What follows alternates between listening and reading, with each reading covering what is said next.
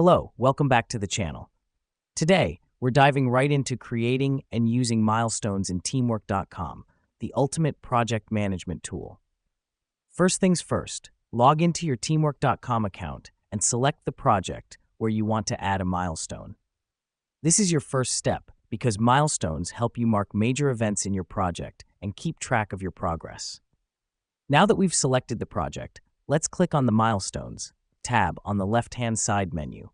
This is where all your project's milestones will be stored and managed.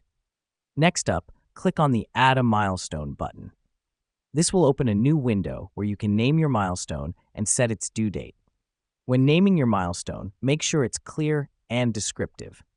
The reason we do this is because it makes it easier for your team to understand what this milestone is all about. Also, setting a due date is important because it provides a clear deadline for your team, which helps in managing time more efficiently. After adding the details, click on Save. This will add your milestone to the project. Let me explain why this matters. By saving the milestone, you are setting a target for your team to aim for, increasing productivity and keeping everyone focused.